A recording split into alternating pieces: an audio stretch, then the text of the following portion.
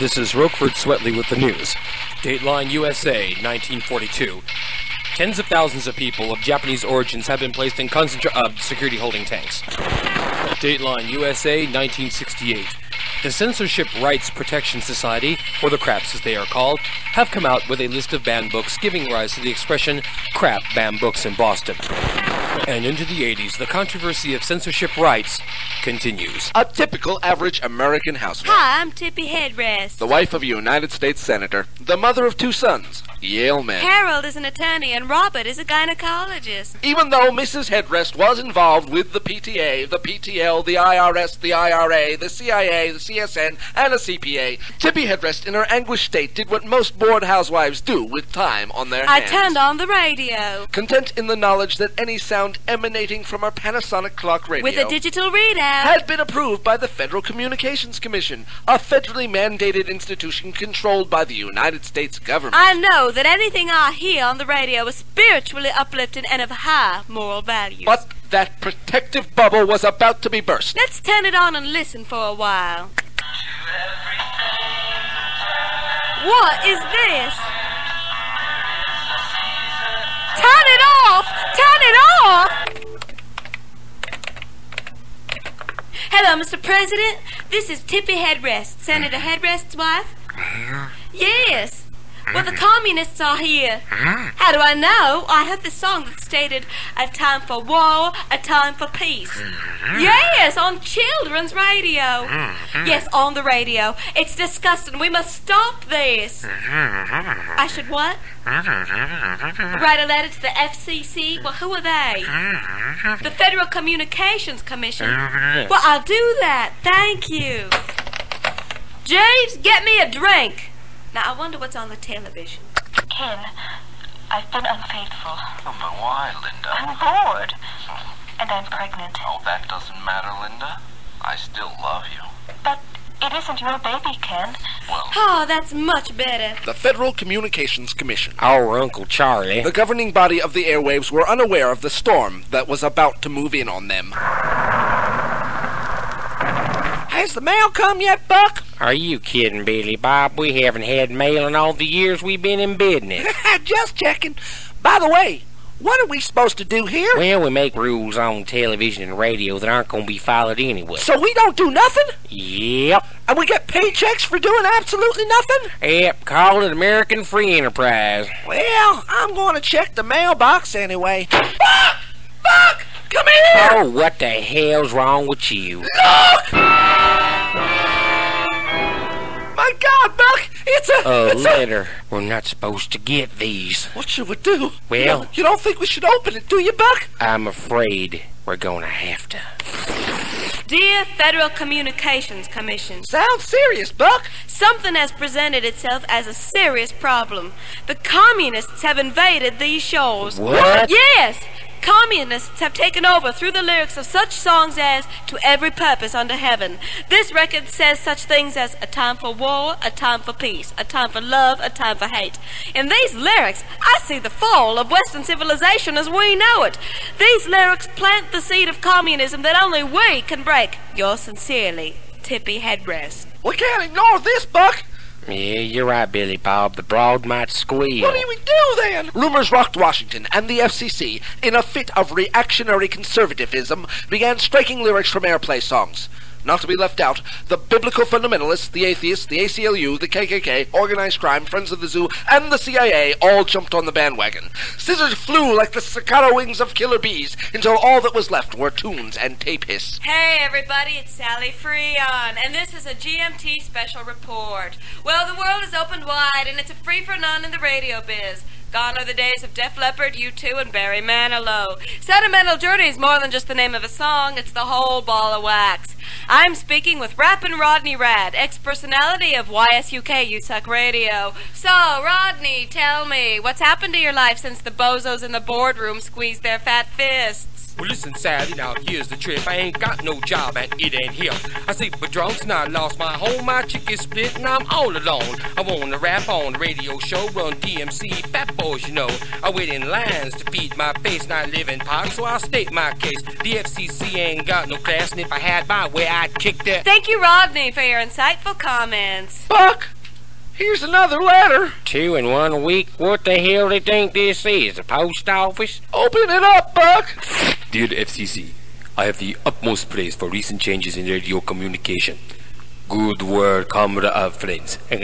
Next step, take over TV and newspapers. Buck, that letter's written on red paper. Oh, don't be so stupid, Billy Bob. This ain't no commie. This is the voice of a true blue American. That's why it's postmarked Peoria, Illinois. And in the news tonight, the Federal Communications Commission has ruled that radio and television media are exempted from coverage by the free speech clauses in the First Amendment of the United States Constitution. And Big Brother created beeper buttons, and he saw that it was very good. And silence descended upon the land, and the people did dwell in abject fear, rarely speaking, never listening. And Orwell smiled upon them, while Huxley nodded knowingly, and Atlas shrugged. But on a radio station too small to be noticed. Greenwich Mean Time, 10 o'clock. Good evening, ladies and gentlemen. Tonight, direct from scenic downtown Kansas City, Missouri, we bring you the first annual Greenwich Mean Time First Amendment Telethon! Yay! That's right. Tonight, we're raising money to defend and uphold the Constitution of the United States. So settle in for a long evening because we're trying to raise $500,000 tonight, and we're not going to leave until we do. Call right now. The number is 555-1212. We have a whole bunch of telephones here just waiting for your call. Now, let's go over to the big board that Bambi is standing in front of. Hi, everybody. Let me introduce you to our tally board girl, Bambi. Bambi is a professional bimbo that we've hired expressly for this occasion. Ooh, I'm so happy to be here. All part of the visual excitement, folks. So let's turn to the board and see what's already been pledged. The total is $500,002.75. Well, I guess that's a wrap. Everybody go home. You got it. Whoa. Hold it. Nobody move. We've already reached $500,000? Yeah. First call was a pledge for that much. And the $2.75? Mr. Deutsch's pledge. Pack it up, everybody. We're out of here. Stop that packing. Just out of curiosity, where did the call come from? Lenexa. A Mr. Larry to neuter? Wow, do you do horoscopes too? There was also a personal note. Let's hear it. It says, "Don't worry, dudes. I'm good for it. I'll sell my mom's house when she's asleep." Larry, Snake Man, how can I put this? Forget it, Larry. I appreciate the thought. Besides, I've seen your mom's house, and it's not worth 50 cents. Gee, I guess this means we have to stay, huh? You bet. Oh, boy. Hey, give me a break. This means golden time. Yay! Now that's better. Now take the $500,000 off the board. As a matter of fact, you can take down Mr. Deutsch's pledge, too. Remember, our number is 555-1212. Now we switch over to Pete Bakley, who is going to read you excerpts of Ulysses to show you how ridiculous censorship is and to kill some time. Yeah, I know, snooze city, but don't worry, I'll be back in a little while. Hello? Is this damn thing on? Got a red light, I guess so. Hi, Pete Bakley here. Before I start, I think I should tell you that I have had to deal with incredible incompetence this week. Nobody in this group, myself excluded, seems to have the slightest sense of what would be appealing to an audience. Well, what am I telling you for? You listen to this show. But anyway, Michael thinks he should be emceeing the telethon. Well, what's more, those robot zombies, Harris and Sheila, don't think that's the stupidest idea they've ever heard. Luckily, I've been able to yet again come up with the correct and sane idea, and I'll be hosting the telethon right after I do this literature piece. Or I think I'm going to be hosting the telethon later on. Due to some more stupid incompetence, it seems I kind of have a problem here. Okay, when I got to the station tonight, Michael said that due to a space shortage, my microphone for my literature reading had to be put in Studio C. So I wandered around. No one seemed to know where Studio C was, till I found this door with C on a piece of paper, scotch taped to it. This place looks like a janitor's closet around here. And somebody just stuck a microphone into it. There's no monitor in here. I can't hear what's going on. But no sweat. I'm a pro. I'll live with it. And then, a few minutes ago, I tried to get out to get myself a couple of Snickers bar for the run, and some idiot has accidentally padlocked this door from the outside. So Mike, Harris, Sheila, if you're listening, could you send somebody to unlock the door? It's going to be a little tough to start the telethon without your host. That goes to show you what happens when you work with second-rate people. Speaking of second-rate, there's Mike's idea that I read from Ulysses. Ulysses by James Joyce. Oh, sure, it's a pretty good idea to read from a bad work, but Ulysses? Bad idea, Mike. El Stinko. I actually sat down and read a couple of paragraphs of this so-called work, and all it is a bunch of Irish people throwing non-sequiturs at each other. First order of business, Mike. Let's chuck this puppy, okay? This is a book that was banned in the past, right? That lets people off the hook too easy. They can say, oh, the previous generation banned this book. What dullards. We're so much more enlightened now. Bull-hooey! There are great works being banned right now. All right, let me tell you a story. I have a book I'm very fond of. This one has everything. Plot, characterizations, adverbs, adjectives, the works. I've read this one over and over again. Well, I went down to my local bookseller to get some extra copies to give to friends at Christmas, and I find he doesn't have any more copies. A shipment had been seized at the Missouri state border as illegal contraband, so I have a single rare dog-eared copy. I am sure that one day this book will stand among the great works of literature, but for now, it's banned, shunned. It's actually not really very long, so I've decided to read it to you in its entirety. It's called Lesbian Cheerleader. Lesbian Cheerleader by X. Chapter 1. Tina was a perky 15-year-old with exceptionally large breasts. At this moment, she was eyeing the ripe bulges that appeared in her gym coach's T-shirt. We'll be getting back to Pete later on in the show just as soon as we can reasonably ascertain that hell is frozen over. Now, I haven't mentioned yet that we're offering special gifts for donations. Let's see, for a $20 donation, which is our minimum, you'll receive a begrudging thank you. For a $50 donation, you'll receive that same thank you, but this time we won't make fun of you when you hang up the phone. For $100, you'll receive a program guide, which will tell you when our program is on. 8 o'clock p.m. Saturday night. That's easy enough. For a $500 donation, you'll receive a Greenwich Mean Time keyring, which costs us about 50 cents, thus leaving $499.50 pure profit. Now on to the high rollers. For our $1,000 donation, we'll give you a complete set of Greenwich Mean Time bondage and discipline gear. Yes, just like the kind that Greenwich Mean Time uses in their spare time. You'll get the whips, the cuffs, the leather. Yes, you'll know pain and pleasure like you've never known before. And for a $10,000 donation, you'll get a date with Sheila Gerber. Well, this isn't actually a prize we've decided on, but Sheila says that any guy who can just afford to give $10,000 to some radio show is the type of guy she wants to date. Oh, and by the way, this is just a date. The $10,000 donation does not guarantee that you'll have sex with her, but you're certainly welcome to try. And for a $100,000 donation, you'll receive Harris Deutsch. In the case of more than one donation of that size, we will cut him up and divide him among the winners. So our number is 555-1212. Call us right now, and next, for our listeners' pleasure, Sheila Gerber will give her personal views on the freedom of speech. Hi, this is Sheila Gerber. There's been a lot of lip service tonight about free speech, but so far you haven't really seen anyone practicing it. That's because there are certain laws and regulations, repressive ones, that make it impossible for anyone to exercise those rights. Well, I know what you're thinking. This is America, isn't it? Our right to free speech is guaranteed by the First Amendment of the Constitution. But what you didn't know is that there's an insidious conspiracy afoot which has made a set of laws that seem to have rendered the Constitution null and void. Believe me, I was as surprised as you are. The other night, I was watching a film at a local movie house. Well, the couple in front of me were exercising free speech, as is their right, by saying witty comebacks to everything the characters on the screen were saying, and then hooting loudly at their own cleverness. Personally, I prefer to see my movies without audience interaction. But instead of denying basic rights to these people by shushing them up, I merely exercised my own freedom of speech and called out the word fire at the top of my lungs. Well, this caused the couple in front of me and virtually all the other patrons, with the exception of an unlucky few who got trampled, to leave the theater, and I was allowed to enjoy the rest of the movie in relative peace and quiet. It was an example of free speech in action, of how the Constitution works. So, imagine my surprise when a group of government thugs came in shortly afterwards and placed me under arrest.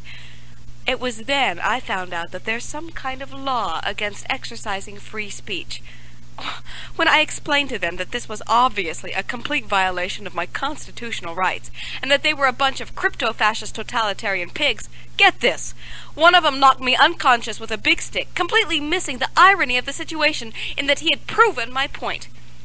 They held me in jail for several days, and now I have to pay a lawyer a phenomenal amount of money to keep from spending even more time in jail. What kind of system would pen a person up like a caged animal just for performing an action that they disagree with, for breaking their laws? Aren't the mere presence of any laws at all a complete negation of this freedom we're supposed to have? They're a barbaric custom which are a hindrance to any free society. But every year we make more laws, law upon law upon law. Why? I'll tell you why. Because they're profitable for the vultures that would feed on those who toil. You know who I'm talking about. Lawyers, or as I like to call them, green mucousy spittle clinging to the underbelly of society. If you see a lawyer on the street, you should slit his throat from ear to ear. But don't stop there. Don't forget the judges who are just lawyers with wigs. Tie him to your car and drag him down the interstate. Don't worry, judges are usually old. They won't last long. And did you know that most public officials are also former lawyers? And even if they aren't, they're pretty obnoxious and completely superfluous in a free society anyway. So shoot them! Shoot them all! Congressmen, senators, mayors, councilmen, comptrollers, all the way up to, but not including, the President of the United States. It's illegal to suggest killing the President of the United States, and we could get into big trouble for just mentioning it. So don't, I repeat, don't kill the President. Just gut shoot him so it hurts real bad. And let's not forget their lackeys, the police department. Now be careful with this one because they're armed, and it could be trickier than it looks. But if you booby-trap all the convenience stores, you should be able to wipe them out. And the firemen! I mean, isn't fire a form of free expression? Yeah, and the guy who runs the metal detector at the airport, he deserves a pine box condo. And the doctors. All right, they aren't really in this, but I hate their guts anyway. Bunch of rich pigs. Run over them with a threshing machine. And you know who else I hate? People who cut me off in traffic. That's what shotguns are for, isn't it? And you know what really gets me mad? Who stand in the way of what I want? Other people. Yeah, it's those random bastards who keep us from enjoying a truly free existence. They always seem to be in our way, holding objects that we want, like money and valuables, blocking our view of the scenery. There's just too many of these so-called citizens. Get rid of them all. Only if we follow this to its sane and logical conclusion will we be able to enjoy the existence which nature intended for us all. Thank you. And please, pledge till it hurts, so that we at Greenwich Mean Time will be able to afford all the ammo we need to accomplish our goals. Good night. I'd like to mention that Miss Gerber's views are not necessarily the views of this station. The other members of Greenwich Mean Time are of the many psychiatrists who have devoted so much time to working with Sheila. I guess what I'm trying to say is that if any of this program prompts you to go on a murderous rampage, tell them you heard it on American Top 40 or some other radio show, could you? Remember that our number is 555-1212. Now let's talk to Harris Deutsch, who has some very personal observations on First Amendment rights. Harris, would you tell us about your censorship problems? Sure, Mike. I guess it all started when I got a video camera as a present from my Aunt Ethel. Ethel's my favorite aunt. When she dies, I'm going to get all her money. Well, unless she gives it to her cat. You see, it's this big, fluffy... Harris! Oh, well, so as I was saying, I got this camera, and I'm saying to myself, hey, I'm kind of in show business. I could make a movie starring my puppet Giorgio. So I asked him what he wanted to do, You asked Giorgio? I couldn't very well do something he didn't want to do. Giorgio can be very uncooperative. Well, anyway, Giorgio and I decided that we should do something that would help his image. The best thing we could do was to have him play somebody kind of nice. So you decided he should play Jesus Christ. Well, his reputation is pretty bad, and the material's in the public domain. And this is what the people are getting upset about? I don't know. There's this terrific cast besides Giorgio. We got Charlie McCarthy to play Pontius Pilate, Lamb Chop to play Mary Magdalene, Big Bird as Barabbas, Waylon Flowers' Madam as Mary, Mother of Jesus, Willie Tyler's Lester as Judas, and Mortimer Snerd, Danny O'Day, Rudy Kazuti, Kukla, Knucklehead Smith, Fozzie Bear, Farfel, Ollie Dragon, Gumby, Mr. Bell, and Senor Wench's hand as the other disciples. I call it The Last Temptation of Giorgio. Are you going to tell us about your censorship troubles, Harris? I was getting to that. Well, you see, we had to rewrite some of the story to make it work out for a leading man. Like? Like it's not documented that the Savior ever called anyone a sucker or a chump. But that's kind of Giorgio's trademark. I can see why you would need to write it differently. And, of course, there's the crucifixion scene. You know, since Giorgio is made out of wood, nailing him to another piece of wood isn't very dramatic. It's more like making furniture. We had to find something that would work a little better cinematically. So we tied him to a log at the sawmill and turned on the saw. And this is what you're getting censored for. After all the filming was over and the editing was done, a local fundamentalist church called me up and said I better not try to distribute the film or they'd sue me for doing things contrary to their opinion. That's against the law? This church has very powerful friends, and apparently they were able to get a law passed just for this occasion. Well, how did they get a copy of the film? That's actually very mysterious. Some unknown person sent them a copy with a note attached which said, "Suck on this, chumps." Well, they obviously didn't like the movie. Well, they objected to the casting of an actor who has admitted to recreational sniffing of indust. But the biggest thing they objected to was what I thought was a really powerful scene, where Giorgio, headed for the buzzsaw, says, "Maybe I should have dated around." Nah. So they're suing you? Yeah, for $1 trillion. So this is why you need to donate, people. Legal fees cost a lot of money. So please, give till it hurts, because Giorgio needs the money. I've sold my car, but where am I going to get the other $999,999,999,975? I'm going to need it when I lose this case. Harris, the money's not going to you. It's for the show. It's not going for the case? No way. I want my $275 back. Thank you, Harris, and don't hold your breath. Now let's get back to Bambi at the big board. Thanks, Mike.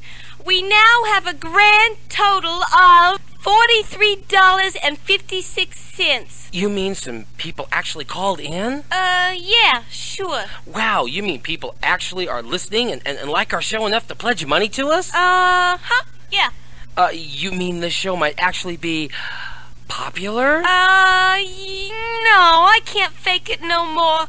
Sir, nobody called in. The crew felt real sorry for you and took up a collection. $43.56. Okay, they didn't feel that sorry. All right. Everybody, I know why you aren't pledging. You want the big wahine. You want explicit sexual references, don't you? Well, I want to tell you, I'd rather sell my mother to white slavers than do what I'm going to do next. It's illegal, it's cheap, and it turns the show over to Pete Bakley.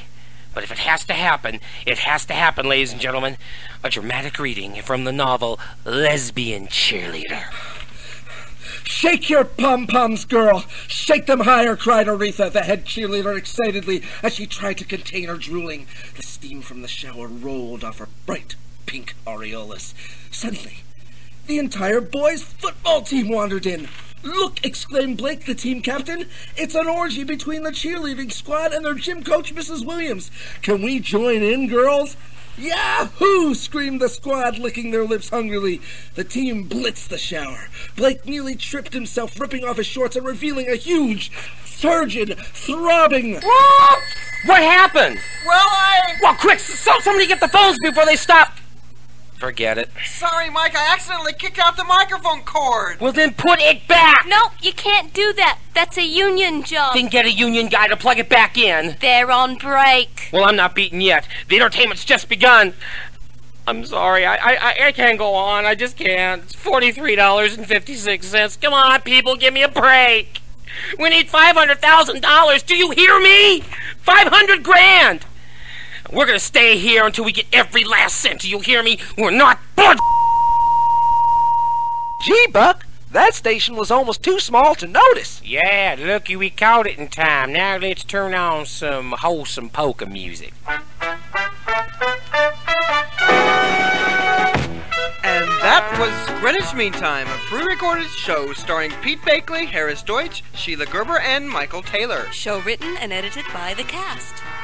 Show produced by Michael Taylor and Pete Bakley, also directed by Pete Bakley in association with KKFI and Isolation Productions, Inc. May God himself smile at your petunias. Good night. Gee, Buck, what's this plug to? I don't know, Billy Bob. Why don't you plug it in and see? Her sweaty pom-poms shook in anticipation. Cheerleading camp. That could be more fun than school. The end. Guys? Could I get out now, please? Could somebody please open the door?